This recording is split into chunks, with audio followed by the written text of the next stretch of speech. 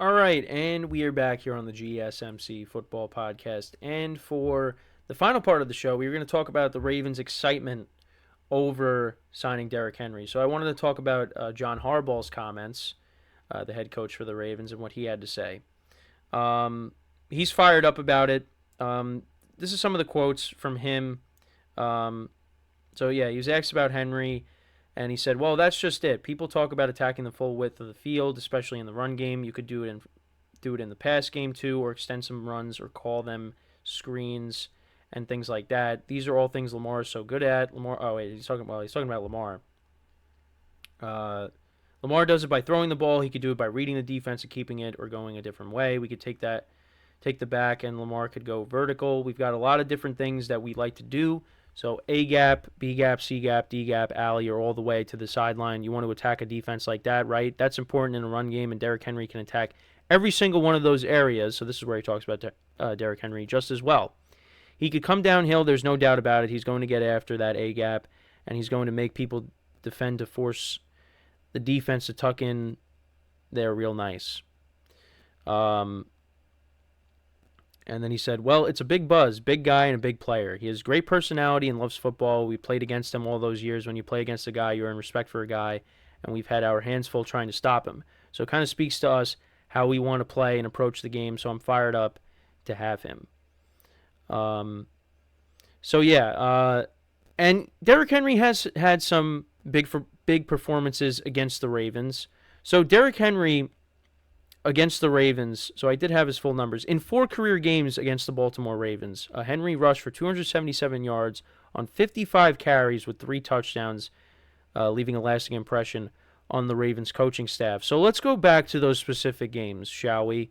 So let's go back to the Titans playoff game. So that was back in 2019. Well, 2019-20. Well, it was in 2020 technically, but it was January 11th of 2020.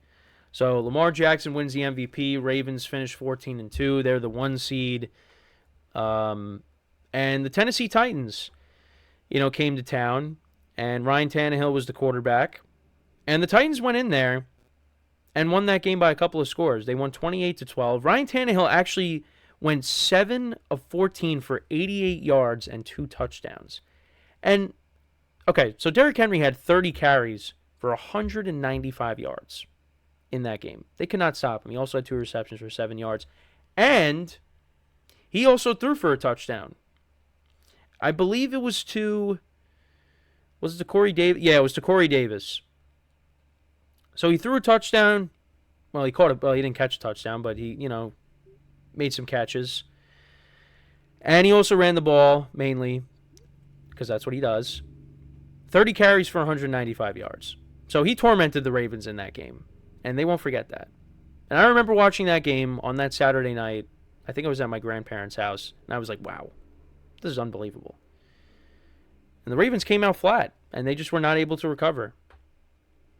So you had that game. Then you also had the game in 2020 during the regular season where Henry scored that game winner in overtime. I forget what week that was, but I'm looking it up right now. So, yeah, the final score was 30-24. So Derrick Henry in the game, 28 carries for 133 yards and a touchdown. He also had 1 reception for -1 yards. But yeah, 28 carries for 133 yards and a touchdown, the game-winning touchdown at the end. So yeah, they won that game, and the Titans actually improved to 7-3 on the season at that point. Now, the Ravens did get revenge on them in the playoffs. Now, they did play each other in the regular season, and I think I said it, but yeah, Harbaugh talked about what he did in that game. I think he ran the ball for, he said 70, 12, so he had 12 carries, so a little less of a workload, 12 carries for 97 yards and a touchdown. But yeah, still made an impact on the game. But yeah, the Ravens are very happy to have him now. Now they don't have to deal with him. Deal with him going up against them. And this is going to be one of the more fascinating things in 2024 is the combination of Lamar Jackson and Derrick Henry. because it's going to make that run pass option, the read option, it's going to be a pain for defenses. Because you got Derrick Henry, who I think still has some mileage left on him. Again, he's 30 years old now, and we talk about running backs and how they age very quickly. Well, I think Derrick Henry still has some mileage left, and he's in a good situation. If he ended up going to a team that does not have a good offensive line, just is not a team that's in position to really compete for a championship or be a playoff team, then that's different. But Derrick Henry, with the Ravens, he's going to be productive. And you know what? Maybe he could defy the odds and be that Adrian Peterson and be that Marshawn Lynch where, yeah, he's getting older, but he could still produce.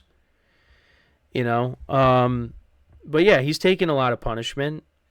But that's because he's a big dude. And, he's a bowling ball. He just drives over people. Nobody wants to hit that. When he's running.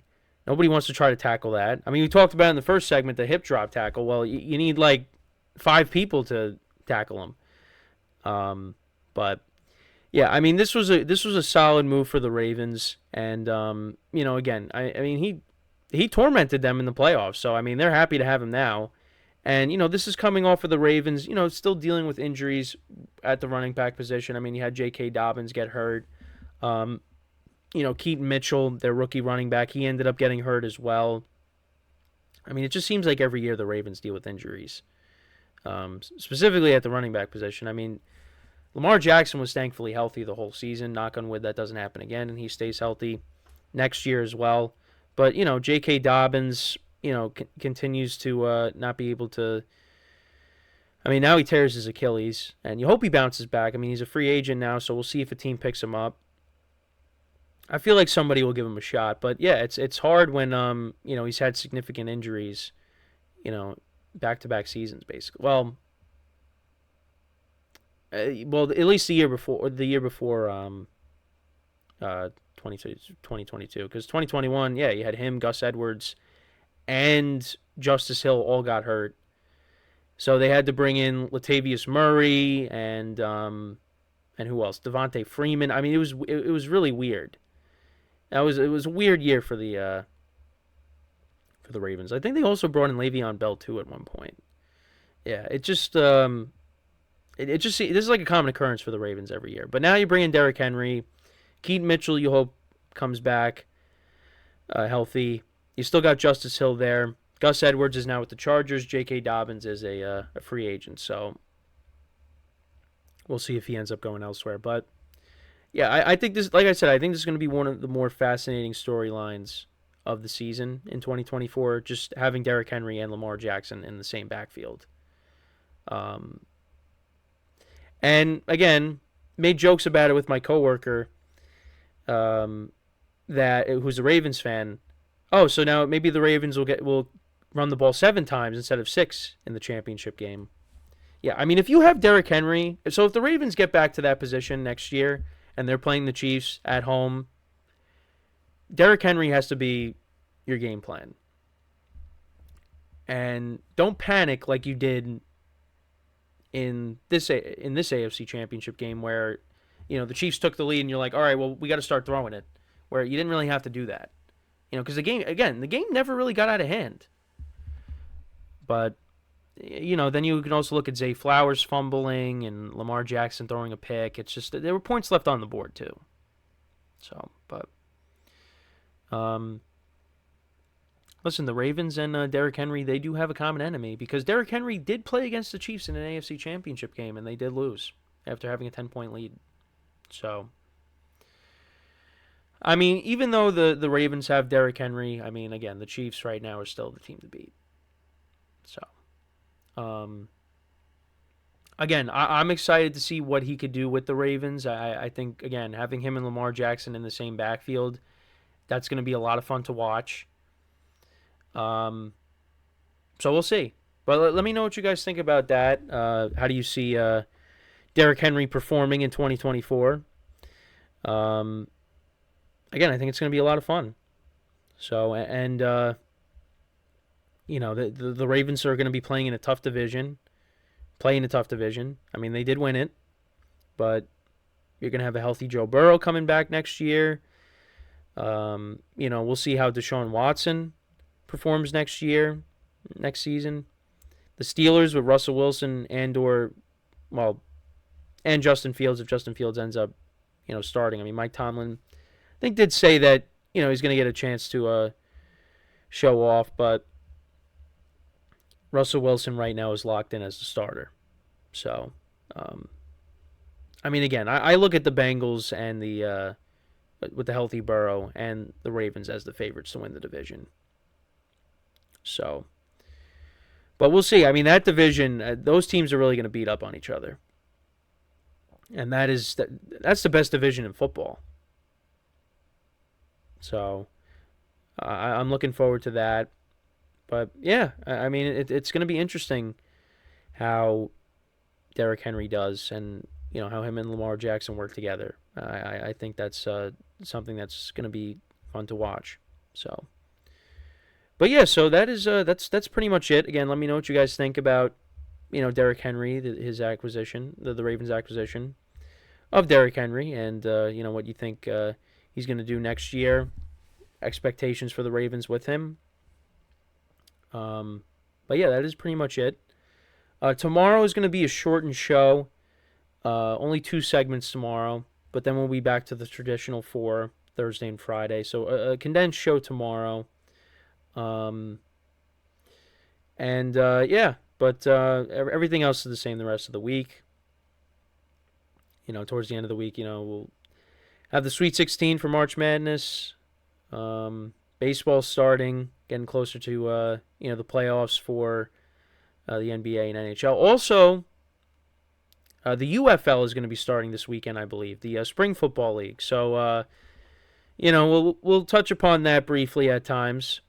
That's the combination of the USFL and the XFL now. I did see a picture of the uniforms for the upcoming season. So, yeah. So that's all the stuff that's coming up. Also, make sure to check out all the other shows here on the GSMC Sports Network. You got the basketball podcast, which will be at 12:30. So a little bit of a gap in between mine and that. So make sure to go check that out. Keep yourself updated on the March Madness stuff, NBA stuff, things like that. And all the other shows as well. I got a ton of them.